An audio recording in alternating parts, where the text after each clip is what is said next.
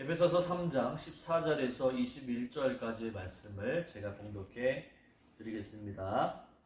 이러므로 내가 하늘과 땅에 있는 각 족속에게 이름을 주신 아버지 앞에 무릎을 꿇고 비노니 그의 영광의 풍성함을 따라 그의 성령으로 말미암아 너희 속사람을 능력으로 강건하게 하시오며 믿음으로 말미암아 그리스도께서 너희 마음에 계시게 하시옵고 너희가 사랑 가운데서 뿌리가 박히고 터가 굳어져서 너희 모든 성도와 함께 지식에 넘치는 그리스도의 사랑을 알고 그 너비와 길이와 높이와 깊이가 어떠함을 깨달아 하나님의 모든 충만하신 것으로 너희에게 충만하게 하시기를 구하노라.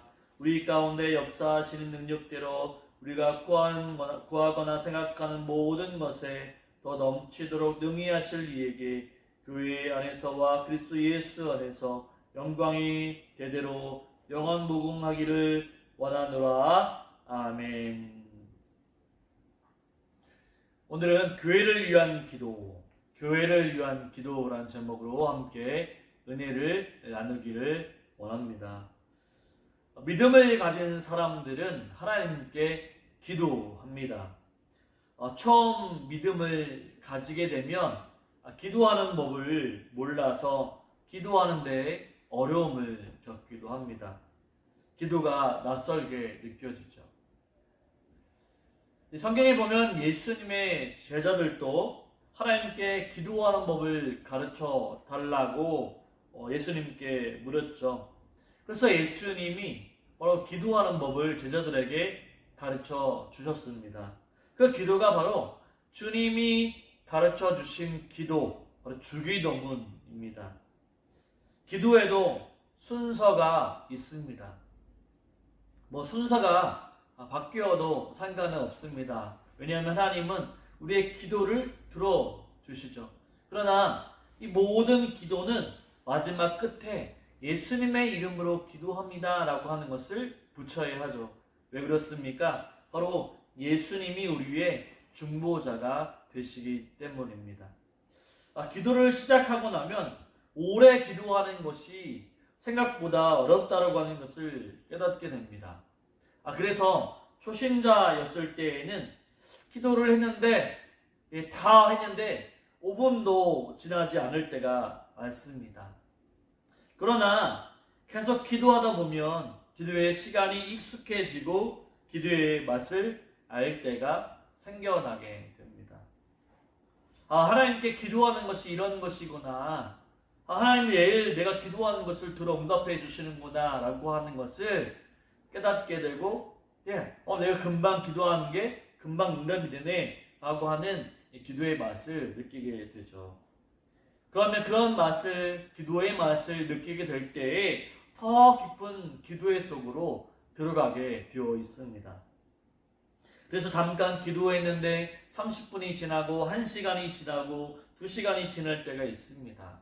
그리고 내 기도를 하지 않아도 다른 사람을 위해서 기도하고 또 기도의 제목이 생각이 나고 필요한 사람들을 위해서 기도하게 되죠. 내 기도를 하지 않아도 하나님 당연히 모든 기도의 제목을 다 아시죠. 이 사도 바울도 그랬다는 것입니다. 에베소 교인들에게 편지를 보내면서 그들의 삶의 가장 중요한 부분을 하나님께 기도했습니다. 14절과 15절의 말씀을 보면 사도 바울은 아버지 하나님께 무릎을 꿇고 비노니라고 하는 고백을 통해 간절히 하나님께 고백하고 있음을 말씀해 주고 있습니다. 여러분, 저와 여러분은 간절한 기도의 제목이 있으십니까? 내가 잘 사는 것, 내가 건강하게 사는 것, 내가 성공하는 것 말고 바로 하나님이 거룩하게 세우신 교회를 위해서 기도하는 기도의 제목이 있으십니까? 오늘 사도 바울은 에베소 교회를 향해서 간절히 교회를 향해 기도하고 있습니다. 자신이 로마 감옥에 갇혀 있으니까 꺼내달라고 기도하지 않았습니다. 자신의 건강을 위해서 기도하지 않았습니다. 자신의 상황이나 환경을 제거해달라고 기도하지 않았습니다. 바로 바울은 에베소 교회를 위해 하나님이 세우신 교회를 위해서 기도하고 있습니다. 그렇다면 바울이 에베소 교회를 위해서 기도한 내용이 무엇이었을까요? 그것을 살펴보고 우리도 우리 교회를 위해 기도할 수 있는 그런 기도의 제목을 가지고 기도할 수 있는 저와 여러분이 되시기를 주님의 이름으로 축원을 드립니다. 첫째로는요, 바로 성령의 능력으로 강건해지기를 기도하였습니다. 우리 16절의 말씀을 한번 읽어볼까요? 16절, 그의 영광의 풍성함을 따라 그의 성령으로 말미암아 너희 속사람을 능력으로 강건하게 하시오며. 아멘. 이 바울은 에베소 교회를 기도하고 있는데 속사람이 능력으로 강건하여지기를 기도했습니다. 여기서 속사람이라고 하는 것이 무엇인지 알아야 하죠. 속사람. 성경은 이 속사람의 반대인 겉사람에 대해서 많이 표현합니다. 이 고린도후서 4장 16절의 말씀을 보면 그러므로 우리가 낙심하지 아니오노니 우리의 겉사람은 낡아지나 우리의 속사람은 날로 새로워지도다 라고 하면서 겉사람과 속사람을 개조했습니다. 우리가 육신을 입고 살아가면서 겉사람은 겉모양은 세월이 지나면서 늙고 연약해지지만 속사람, 내면, 마음은 날마다 강건해진다라고 하는 거죠. 이 겉사람은 낡아진다라고 하는 것을 볼 때 겉사람은 우리의 겉모양, 육신, 육체를 의미하는 것 같습니다. 그리고 속사람은 날마다 새로워진다라고 하는 것을 볼 때에 마음, 심령이라고 하는 것 같습니다. 이 속사람은 바울은 이 속사람을 무엇이라고 얘기하냐면 내면 또는 예수님을 만난 사람, 거듭난 사람, 새 사람, 심령, 영혼을 얘기하고 있습니다. 바울은요, 바로 속사람을 능력으로 강건하게 해달라고 기도하고 있습니다. 이 강건하다라고 하는 말은 신약 성경에서 4번밖에 나오지 않았는데 보통 이 단어는 어린아이의 성장을 묘사하거나 영적인 강건함을 의미합니다. 그러니까 지금 바울은 에베소 교회 성도들의 마음, 주님으로 인해서 새롭게 된 마음을 바로 성장해 달라고, 강건하게 달라고 기도하고 있는 거죠. 왜냐하면 우리의 예전의 모습에는 내가 내 마음의 주인이 되고 세상의 것들로 내 마음을 채웠습니다. 그러나 이제 예수님을 영접한 이후에는 내가 주인이, 내가 내 마음의 왕자에 내가 앉아있는 것이 아니라 주님이 앉아있고 옛사람의 모습이 아니라 이제 새 사람이 되었죠. 이제 그 새로운 마음에, 이 새로워진 마음에 누구를 채워야 되냐면 주님을 채워야 한다는 거죠. 그래야만 주님이 원하시는 삶을 살아갈 수가 있습니다. 이제 예전의 모습은 내가 주인이 되어서 내 욕망대로 내 욕구대로 살아서 잘못된 상황, 허망된 삶을 살았지만 이제 내 안에 주님이 사심으로 주님이 원하는 삶을 살아드릴 수 있다라고 하는 거죠. 원래 하나님이 이 세상을 만드시고 아담을 창조하신 후에 바로 계획된 모습으로 살아갈 수 있었습니다. 바로 아담이 처음에 죄를 짓기 전에는 바로 하나님을 위해서 아담이 살아갔죠. 하지만 이 땅에 아담이 죄로부터 죄를 지었고 그 죄 이후로 아담은 하나님 원하신 뜻대로 살지 못했습니다. 이제 우리는 그 죄의 문제를 해결해 주신 오신 예수님으로 말미암아 예수님을 영접한 사람은 새 사람이 되는 거죠. 이제 새 사람으로 그 주인이 바뀌어서 이제 하나님이 원하시는 삶을 예수님으로 인해 살아갈 수 있는 것입니다. 이제 새로워진 마음에 주님의 마음을 채워야 합니다. 원래 하나님의 뜻대로 사는 방법으로 나아갈 수 있는 거죠. 그래야만 우리가 성령의 능력으로 강건해질 수 있습니다. 우리 부모님들이 꼭 하는 말씀이 있죠. 자녀들에게 공부해라 라고 하는 말도 있지만 밥은 먹었니? 라고 하는 말을 합니다. 이 한국 사람들은 밥 먹었습니까? 아니 밥 먹었니? 아니 식사하셨습니까? 라고 하는 말을 인사처럼 건넵니다. 이 부모들은 자녀들이 밥을 굶고 다니는 것을 가장 싫어하죠. 밥을 굶었다고 하면 마음이 속상합니다. 어릴 적에는 잘 자라나야 합니다. 그래서 잘 먹어야 하죠. 잘 먹어야 키가 크고 신체적으로도 잘 성장하게 되어 있습니다. 엄마들은 키가 조금만 작아도 한의원에 가서 약을 타서 바로 아이들에게 먹이기도 하죠. 너무 약하면 운동을 시키기도 합니다.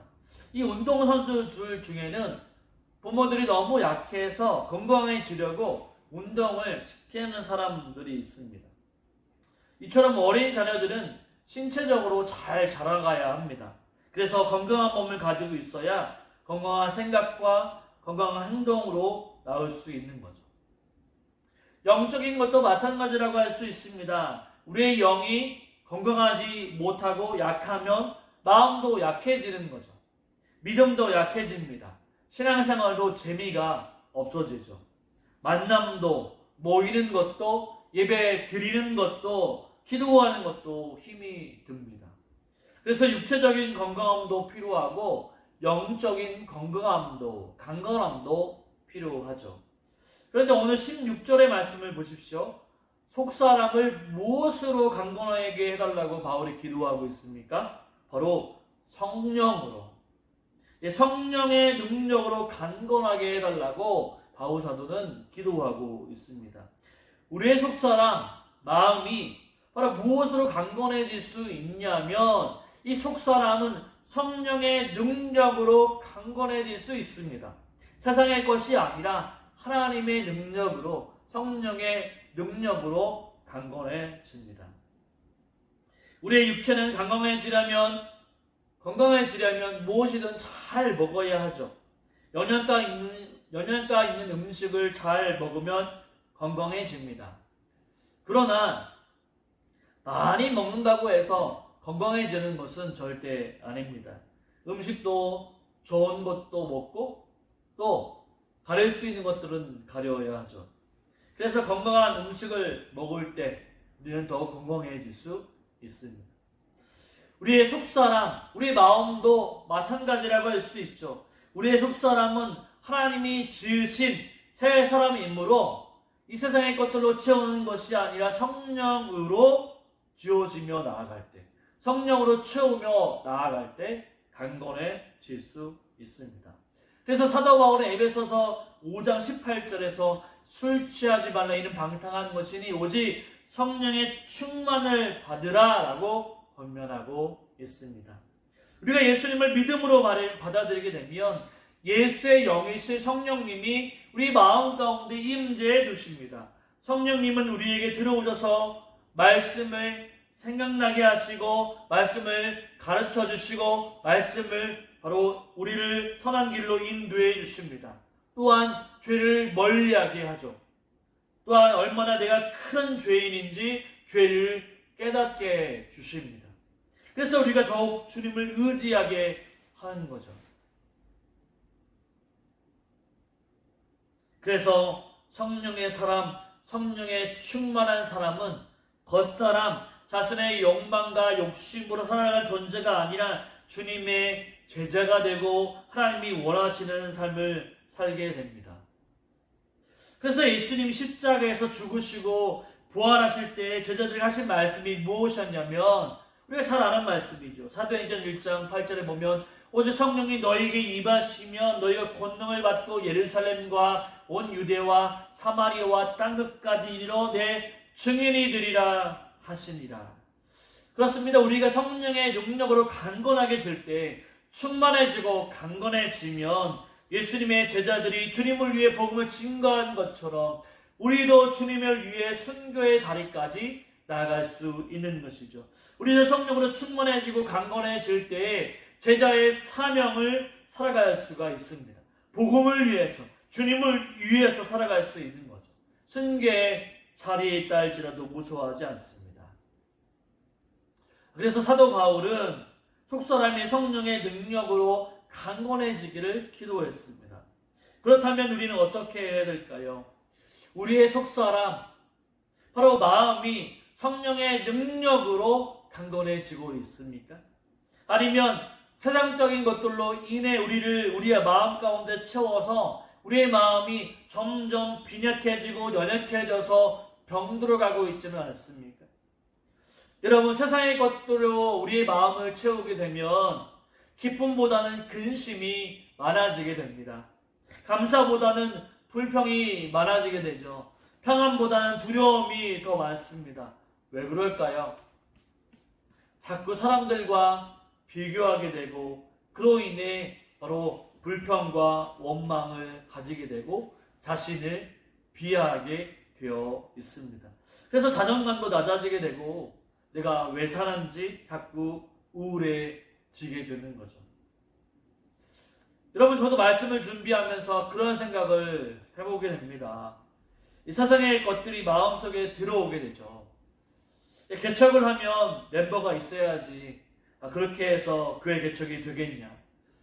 요즘같이 전도도 어려운데 청빙이나 가지 개척을 왜 한다고 개고생을 하냐. 이 전도도 못하면서 왜 교회 개척이냐. 지금까지 뭘 준비했냐. 다 맞는 말이죠. 그런데 여기 한 가지 빠진 게 있습니다. 그것은 무엇이냐면 바로 하나님의 능력, 곧 성령의 능력이 빠지는 거죠. 우리의 마음에 세상의 소리, 바로 성공의 소리를 잠재우고 하나님께 집중해 보시기 바랍니다. 그러면요, 하나님이 용기를 주십니다. 잘하고 있다고 힘을 주시죠. 하나님께 맡기고 기도하니까 하나님이 하나씩 준비시켜 주시는 거죠. 그래서 제가 할 수 있는 일은 바로 하나님께 집중하는 것입니다. 하나님이 원하시는 일이 무엇인지 집중하는 거죠. 그래서 하나님의 마음을 품고 기도하는 일에 집중하고 있고 맡기고 있습니다. 여러분, 여러분의 마음 가운데 무엇을 채우고 있습니까? 바로 예수로 인해 새롭게 된 마음, 다시 또다시 바로 예수 말고 세상의 것들을 채우지 마십시오. 우리는 예수님으로 인해 새 마음이 되었기 때문에 이제 새 마음에 예수님으로 채워야 합니다. 세상의 소리, 세상의 욕망을 채우지 마십시오. 그것을 채우면 쉽게 마음이 무너지게 되어 있습니다. 마음이 병들게 되어 있고 쉽게 포기해 버리게 되죠. 그러나 반대로 성령으로 채우게 되면 더욱 건강해집니다. 세상에 어떤 소리가 와도 쉽게 흔들리지가 않습니다. 주님께 집중할 수가 있죠.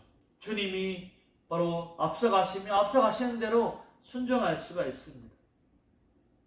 저와 여러분의 속사람이 성령의 능력으로 강건해질 수 있도록 기도하시기를 바랍니다. 성도 한 분 한 분이 세상의 것들로 집중하는 것이 아니라 하나님의 것들로 집중하여 속마음 가운데 성령의 능력으로 자라갈 수 있도록 기도해 주시기를 바랍니다. 저와 여러분 속사람이 성령의 능력으로 강건해져야 합니다. 지금 무너져 있는 마음들, 속상한 마음들, 바로 힘들어하는 마음이 있다면 다 내려놓으시기를 바랍니다. 그리고 그 마음에 하나님의 마음을 담아보시기를 바랍니다. 그러면 성령님이 우리의 마음 가운데 바로 성령의 능력으로 채워주실 것입니다. 이 사실을 믿으시고 우리 마음 가운데 성령의 능력으로 가득 채우며 나아가시길, 그것을 위해 기도하며 나아가시기를 주님의 이름으로 축원을 드립니다. 아멘. 둘째로 믿음으로 예수님이 거하시기를 기도해야 합니다. 우리 17절 말씀을 읽어보겠습니다. 믿음으로 말미암아 그리스도께서 너희 마음에 계시게 하옵시고 너희가 사랑 가운데서 뿌리가 박히고 터가 굳어져서. 아멘. 바울은 에베소 교회의 성도들에게 예수님이 거하시기를, 마음에 예수님이 거하시기를 기도하고 있습니다. 우리의 옛적 모습, 우리가 예수님을 믿기 전에는 어떤 모습이었습니까? 우리 마음에 예수님이 거하시지 않았습니다. 우리의 마음에 있었던 것은 내 마음의 왕자에 내가 주인이었고 세상의 것들이 주인이었습니다. 그래서 예수님을 몰랐을 때에는 내 마음대로 살았습니다. 내가 원하는 대로 살았습니다. 돈을 쫓아 살아갔고 돈만 있으면 바로 모든 것이 충분해, 평안해 라고 생각했습니다. 돈, 명예, 권력, 성공을 쫓아 살았습니다. 그런데 여러분, 예수님 말고 다른 것을 내 주인으로 삼고 세상의 것들만을 내 주인으로 삼으면 나중에는 그러한 것들이 나를 살리는 것이 아니라 나를 망하게 한다라고 하는 거죠. 돈을 쫓는 사람들 그 최후에는 어떻게 됩니까? 망하게 되어 있다라고 하는 거예요. 요즘도 뭐 주식에 투자를 해서 계속 수익이 오르니까 계속 많은 돈을 투자했습니다. 하지만 그것이 나중에 사기로 밝혀지잖아요. 다 망하게 되어 있습니다. 성공을 쫓다가 배신을 당하기도 합니다. 명예를 쫓다가 세월이 다 지나가게 되면 허망해지게 되는 거죠. 결국 내가 주인이고 세상의 것들의 주인이 되었다고 한다면 그 주인된 것들로 인해서 바로 죄악의 사슬이 되어서 결국 끊어지게 되지 못하게 되고 결국 따라가게 되어 있다는 사실입니다. 추락하게 되어 있다고 하는 사실이죠. 낭떠러지로 떨어지게 됩니다. 그런데 우리가 예수 안에 있을 때 그분이 주시는 평안과 안전과 기쁨과 소망을 품을 수가 있게 되는 거죠. 그래서 사도 바울은 새 사람이 된 사람들이 믿음으로 말미암아 예수님의 마음 가운데 예수님이 거하시기를 지금 간구하고 있습니다. 우리가 예수님을 영접하게 될 때 우리 마음 가운데 들어와 주시죠. 주님이 거하십니다. 그리고 주님이 내가 믿음이 있을 때 들어오시고 또한 믿음이 없을 때 나가시는 분이 아니십니다. 왔다 갔다 하시는 분이 아니시죠. 바로 주님은 믿는 자들의 마음 가운데 항상 거하고 계십니다. 그런데 중요한 것은 내 마음의 중심, 내 마음의 왕자에 예수님이 앉아 계시느냐 아니면 내가 앉아 있느냐, 세상에 앉아 있느냐가 문제입니다. 내가 마음이 주인이 될 때 기분에 따라서 바로 상황이 잘 되는 거에 따라서 바로 좋은 일이 바로 일어날 때마다 천국 같은 기분이 듭니다. 그러나 반대로 상황이 좋지 않고 기분도 꿀꿀하고 나쁜 일이 조금이라도 생기면 마음이 지옥 같은 거죠. 그러나 예수님이 우리의 마음 가운데 항상 계실 때 어떻습니까? 우리는 항상 천국을 누리며 살아갈 수가 있습니다. 찬송가 438장의 내용을 보면 내용이 은총리버라고 하는 찬송가의 가사 후렴구를 보면 주 예수와 동행하니 그 어디나 하늘나라라고 하는 가사가 있습니다. 우리 마음에 주님이 거하실 때 세상이 주는 두려움은 사라지게 되고 주님과 함께할 때 평안이 몰려오게 되는 것이죠. 세상에서 실패한다 해도 주님으로 인해 세상의 성공자가 되는 것입니다. 세상의 것, 물질, 건강, 명예 다 사라진다 해도 바로 주님이 계심으로 인해 인생은 부해지는 거죠. 이 세상에 가진 것이 없고 부족하고 바로 염려하는 것들이 많아질지라도 이 세상에 가장 존귀하고 귀하시고 가장 아름다우신 주님이 함께 하심으로 인해 내가 그 안에 거하기만 한다면 우리는 이 세상에 부유한 자가 되는 것입니다. 이러한 것들을 세상의 사람들은 모릅니다. 예수가 밥을 주냐, 예수가 바로 성공을 주냐, 예수가 돈을 주냐, 바로 예수가 건강을 주냐라고 할지 모르지만 세상의 것들은 다 일시적이고 없어질 것들 뿐입니다. 그러나 우리 주님은 영원하시죠. 그 영원하신 주님이 우리와 함께 하십니다. 그렇기 때문에 우린 절대 망하지 않은 것이죠. 이 세상에 부러울 것이 없습니다. 우리가 믿음으로 예수님이 우리 마음에 거하시게 될 때 나타나는 현상이 있습니다. 17절 말씀을 다시 한번 보실까요? 믿음으로 말미암아 그리스도께서 너희 마음에 계시게 하시옵고 너희가 사랑 가운데 뿌리가 박히고 터가 굳어져서. 아멘. 너희가 사랑 가운데 뿌리가 박히고 터가 굳어져서라고 하는 말씀이 나옵니다. 우리 마음에 예수님이 거하시게 되면 사랑이 나타난다라고 하는 거죠. 사랑의 증거가 된다는 것입니다. 예수님을 사랑하게 되고 형제, 자매를 사랑하게 되어 있습니다. 새 마음을 가진 사람은, 주님이 마음 가운데 거하신 사람은 용서와 다른 사람을 용서와 사랑으로 대하고 그것이 더욱 굳건해진다라고 하는 거죠.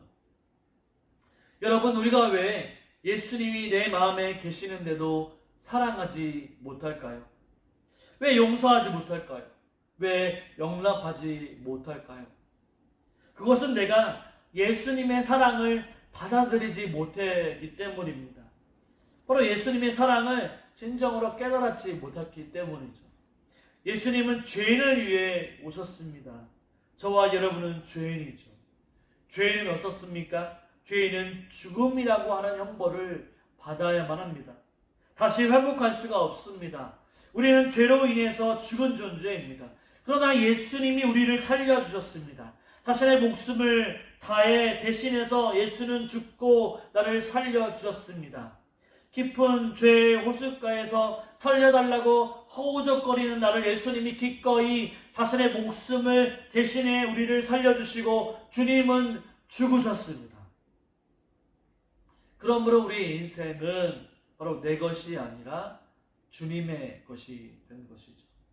다시 산 인생은 내가 주인의 모습으로 살아가지 않습니다. 내 것을 주장하지 못합니다. 주님을 위해 살아가는 인생이 되는 거죠.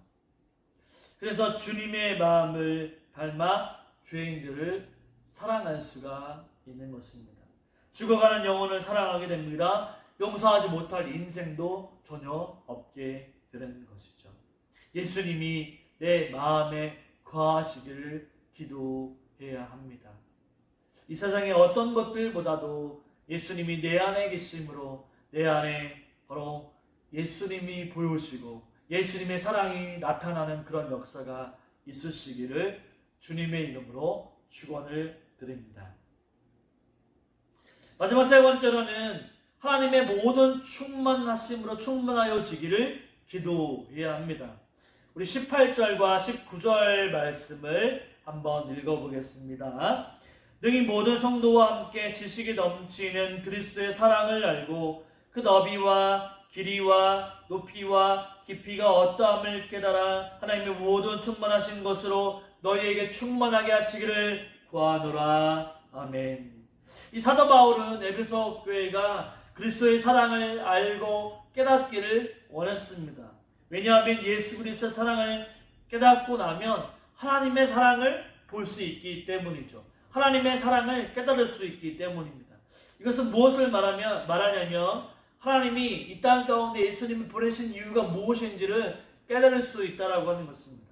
로마서 5장 8절에 보면 이렇게 말씀합니다. 우리가 아직 죄인 되었을 때에 그리스도께서 우리를 위하여 죽으심으로 하나님께서 우리에 대한 자기의 사랑을 확증하셨느니라. 아멘. 하나님이 우리를 사랑하셨기 때문에 예수님을 이 땅에 보내주셨다라고 하는 거예요. 하나님의 사랑이 없었다고 한다면 우리는 죄로 말미암아 영원히 소망 없는 자로 살아갈 수 있는 존재였다라고 하는 것이죠. 그러나 하나님이 우리에게 완전한 사랑을 베푸셨기 때문에 우리가 은혜를 입게 된 것입니다. 사도 바울은 하나님의 충만하심이 에베소 교회에 임하기를 기도했습니다. 하나님은 사랑이 충만하신 분이십니다. 하나님은 은혜도 충만하신 분이시죠. 하나님은 용서도 충만하신 분이십니다. 하나님은 정의도 충만하시죠. 하나님은 모든 것들에 충만하신 분이십니다. 하나님에게는요 부족함도 없고 모자람도 없고 연약함도 없으십니다. 그래서 다윗도 시편 23편 1절에 이렇게 고백하죠. 여호와는 나의 목자시니 내게 부족함이 없으시리로다. 아멘. 하나님은 부족한 분이, 연약한 분이, 모자라신 분이 아니라는 겁니다. 하나님은 충만하신 분이시죠. 그렇습니다. 하나님은 모든 것에 충만하신 분이십니다. 그래서 성도들에게도 충만하게 부어주실 수 있는 분이시죠. 목마른 자들이 나와 목을 축이어도 계속 변하지 않고 영원히 샘솟는 샘물이 되어주십니다. 사도 바울은 그래서 하나님의 충만하심을 구하라고 기도하고 있는 거죠. 지금 저와 여러분의 부족하고 연약한 부분이 있다고 한다면 무엇이 있습니까? 자신의 것으로, 자신의 힘으로 그것을 채우기 위해서 노력하지만 내 힘으로는 그것을 채울 수가 없습니다. 오직 능력도 부족하고 지혜도 부족하고 건강도 부족합니다. 그러나 그것을 채울 수 있는 방법은 하나님의 충만하심으로 채우는 것이죠. 하나님은 우리의 아버지가 되어주셔서 부족하거나 연약하거나 모자란 부분 없이 우리가 요구하시는 대로 하나님의 충만을 부어주시는 분이십니다. 하나님 우리가 생각하는 것 이상으로 우리에게 충만하게 충분하게 채워주시는 분이 우리 하나님이시죠. 우리가 기도할 때도 하나님 응답해 주십니다. 우리가 신앙생활에도 바로 기도는 호흡과 같습니다. 사람은 호흡을 하지 않으면 죽은 것이죠. 기도도 마찬가지입니다. 성도가 기도하지 않을 때 죽은 성도와 같습니다. 하나님이 없는 것처럼 느껴지죠. 그래서 기도가 정말로 중요합니다. 기도하면 영이 살아나게 되죠. 하나님의 마음을 깨달을 수 있게 됩니다. 나를 향한 계획이 무엇인지 진정으로 깨닫게 되어 있죠. 낮아진 자존감도 주님으로 인해 회복이 됩니다. 원망하고 분노했던 마음들이 감사함과 기쁨과 감격으로 변화되게 되죠. 기도는요, 바로 병들었던 우리 마음의 처방전이 됩니다. 여러분, 하나님의 충만하심이 우리 가운데 임하여지기를 원합니다. 하나님이 모든 것에 충만하심, 지혜와 물질과 건강과 모든 것들이 충만하신 분이시기에 그 하나님의 충만하심이 내 가운데 충만하게 임하여지기를 우린 기도해야만 합니다. 여러분, 무엇이 부족합니까? 우리가 할 수 있는 일은 우리가 호흡이 있다고 한다면 주님께 부르짖는 것이죠. 저와 여러분, 오늘 이 한 주간에도 교회를 위해서, 교회의 성령의 능력으로 강건해지길 위해서, 또 주님이 바로 교회 가운데 임재해 주시길 위해서, 또 뿐만 아니라 하나님의 충만하심이 교회 가운데 임하여지고 우리 가운데 임하여지기를 위해 기도하며 나아갈 수 있는 저와 여러분의 삶이 되시기를 주님의 이름으로 축원을 드립니다. 아멘.